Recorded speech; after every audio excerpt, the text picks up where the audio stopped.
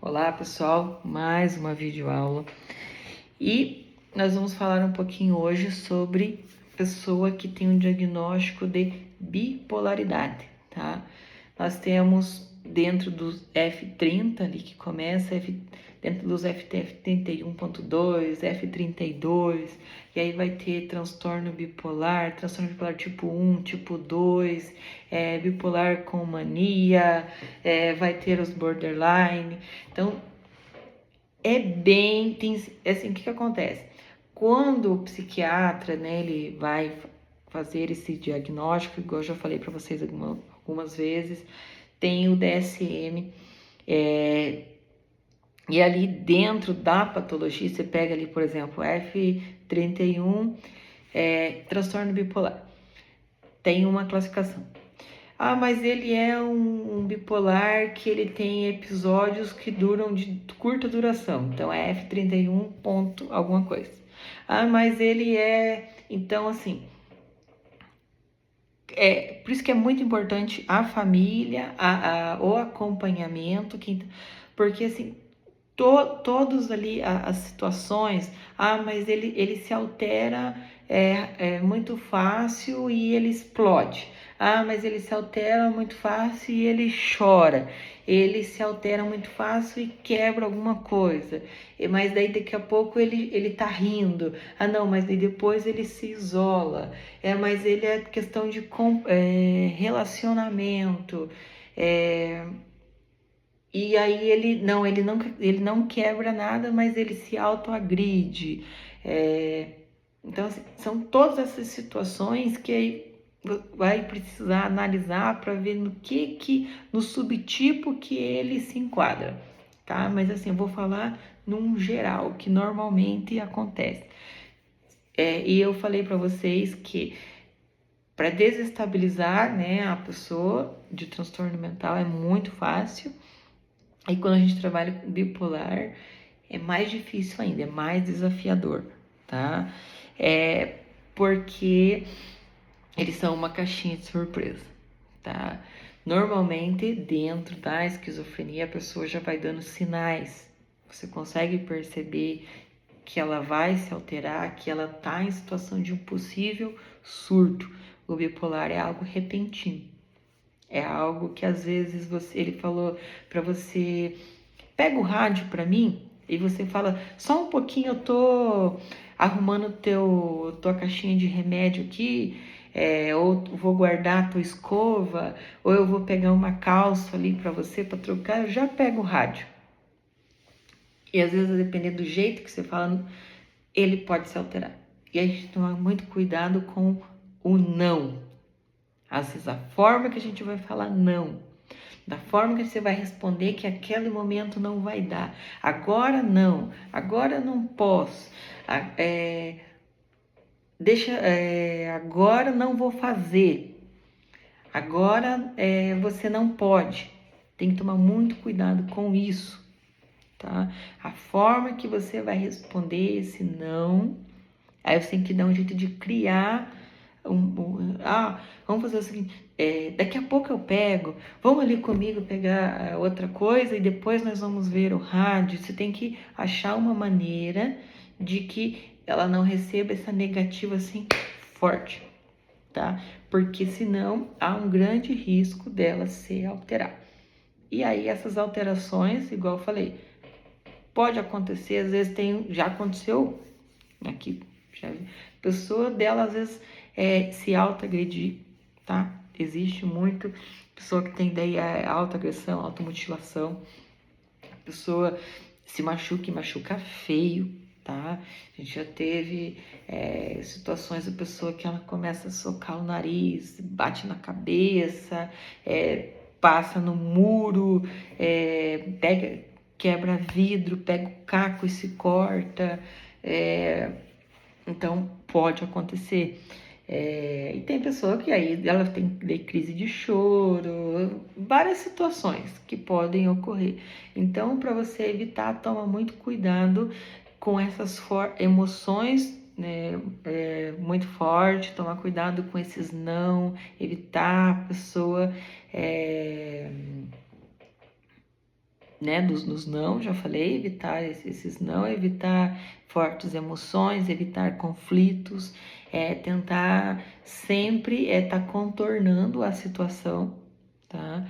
E por isso que os medicamentos estabilizadores de humor são mega importantes, né? Fazer os dos medicamentos e essa rotina dela e a forma com que você vai lidar, você vai trabalhar no dia a dia, com que ela vai passar para evitar com que ela se altere, tá?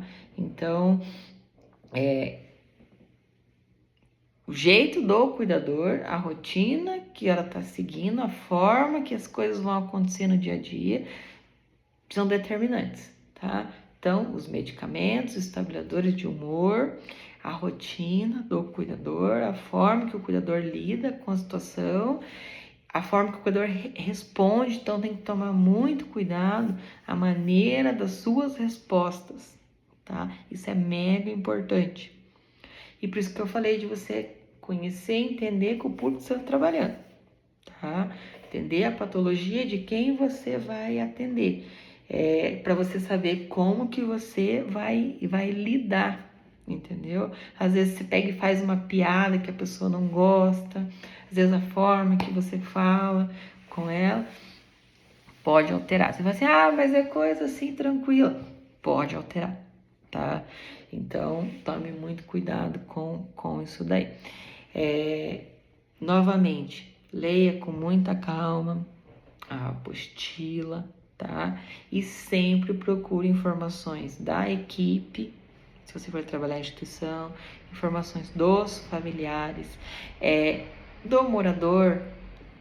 Tenta não ficar entrando muito no assunto, querendo saber as coisas, querendo perguntar, porque são todas coisas que remetem ao passado, são coisas que remetem à patologia, e isso pode fazer ele relembrar coisa que não é boa, tá bom? Então, tomar cuidado com isso daí. Então, entender com quem você está trabalhando, tá? E aí, nós falamos, né, da esquizofrenia, falamos da bipolaridade, mas você pode trabalhar com pessoas também que têm diagnóstico de depressão, tá? Pessoas com depressão também é um grande desafio. Antigamente o pessoal falava muito que era frescura, hoje é uma das maiores causas de afastamento de trabalho, tá? Então, é algo que a gente tem que tomar muito cuidado também, de como que você vai lidar com a pessoa, de como que você vai falar com a pessoa, porque ela tá num sofrimento e ela tá passando por um momento muito difícil, né? Então, também todas as patologias, né? Os medicamentos são mega importantes, mas a forma como o cuidador vai lidar no dia a dia, a conduta do cuidador, porque o cuidador é o que fica mais tempo com essa pessoa.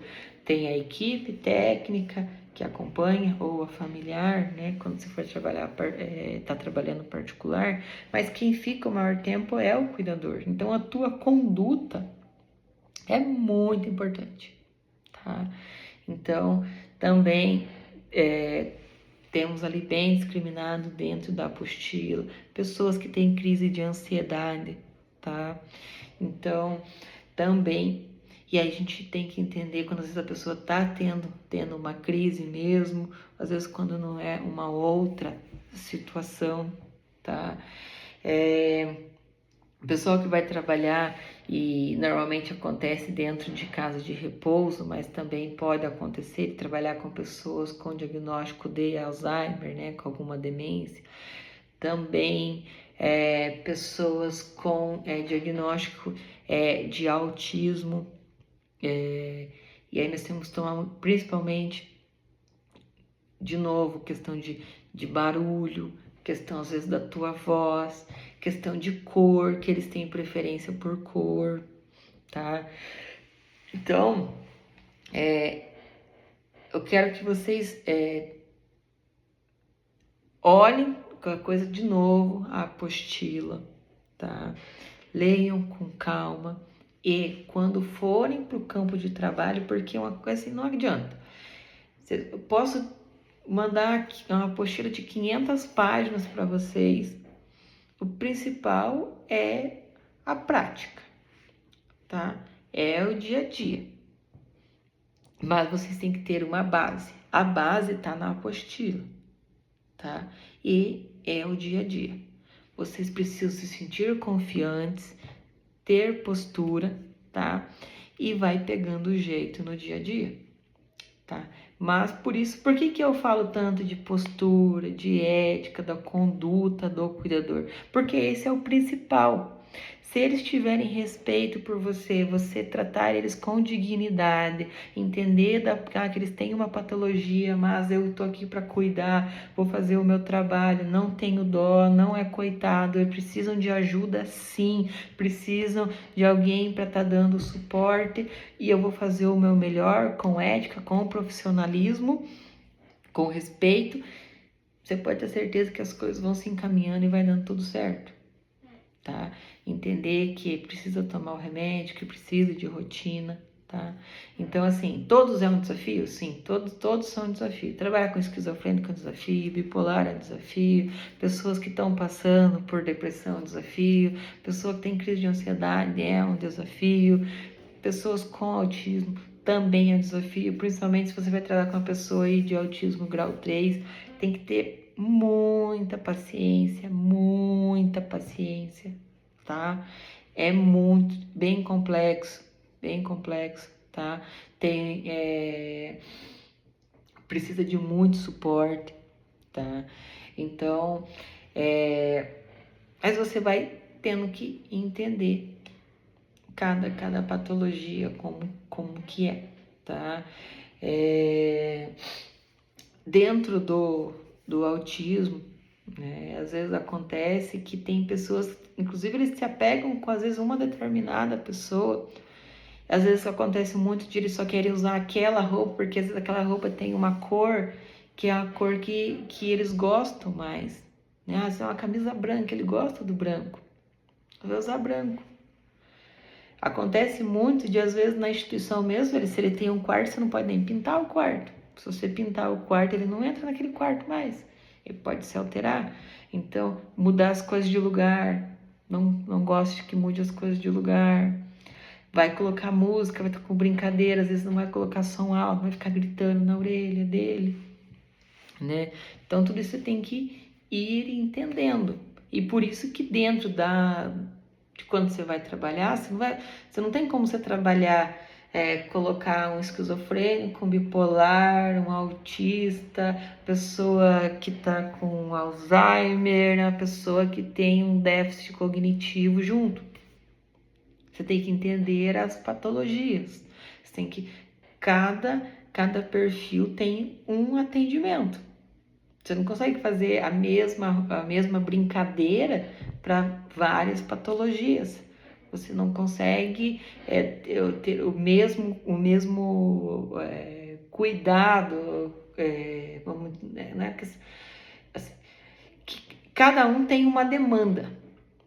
Cada um tem. Você não adianta você não achar que você vai trabalhar do mesmo jeito com todos. Querer que todos participem de determinada situação, todos iguais e tenham o mesmo comportamento. São patologias diferentes, são cuidados diferentes, são atendimentos diferentes, tá?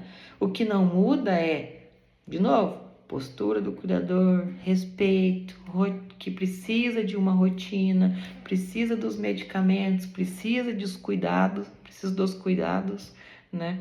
Mas são cuidados um pouco diferentes. E aí ao dia a dia você vai entender, você vai vendo o que é diferente, né? Igual eu falei, um autista, às vezes você tem que tomar, ele não aceita nem uma cor de roupa diferente. O esquizofrênico, às vezes acontece que ele não quer nem pôr blusa. Tá frio e ele não quer pôr blusa. Tá calor e ele quer andar de touca, né? O bipolar pode acontecer de você chegar lá, a pessoa e acontece na esquizofrenia também, a questão do isolamento. A pessoa está isolada, não quer nada. E aí você vai entender, mas eu vou deixar ela isolada? Pessoa com depressão, Tem que tomar muito cuidado, ainda mais particular. Às vezes, dependendo do nível de depressão, a pessoa não pode ficar nem sozinha, né? Então, são situações que você somente na prática e vai entendendo, e você vai conseguindo diferenciar o que é um pouquinho diferente do outro, tá bom? Hoje também tem acontecido muito, tá? Que muitos diagnósticos a pessoa fala, mas é que eu tenho TDAH, tá? Isso acontece muito também, tá tendo muitos diagnósticos de TDAH. E às vezes a gente também, como eu falei, tudo tem que ser avaliado, tem que ter o diagnóstico, passar pelo neuro, né? Não é muito comum, tá? Ter na instituição uma pessoa que tenha diagnóstico somente de TDAH, não é muito comum. Às vezes acontece muito a pessoa que tem diagnóstico associado, tá? E aí vem com TDAH ou às vezes déficit hiperativo, né? Pessoa que ela é muito agitada e ela não consegue prestar atenção. E a gente tem que entender que as atividades com ela tem que ser atividade curta mesmo.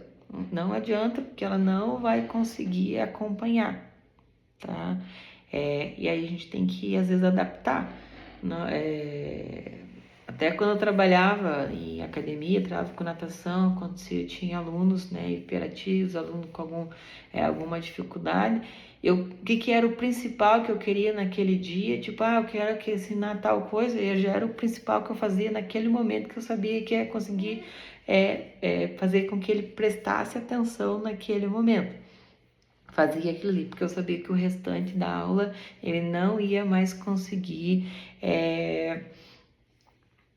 focar naquele momento. Então, faz parte, vai acontecer, tá? Eles têm uma atenção assim bem curta, tá? É um foco de determinado momento, tá? Mas não é muito comum, tá? De você fazer esse atendimento na instituição. E aí pode acontecer, igual eu já falei para vocês também, a questão do diagnóstico associado, tá?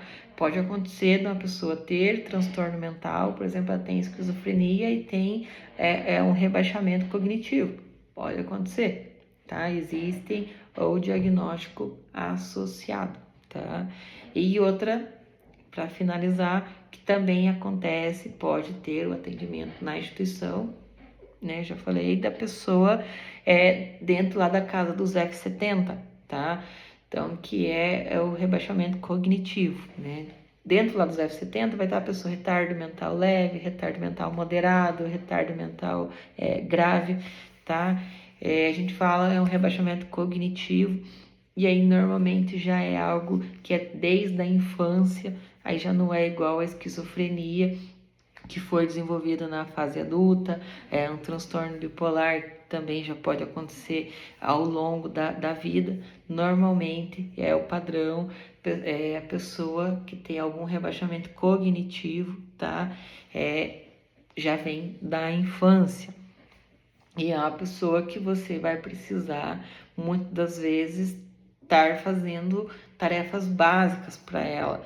Às vezes é uma pessoa que faz uso de fralda porque ela não consegue ir no banheiro, às vezes porque ela não fala. É uma pessoa que às vezes não consegue comer.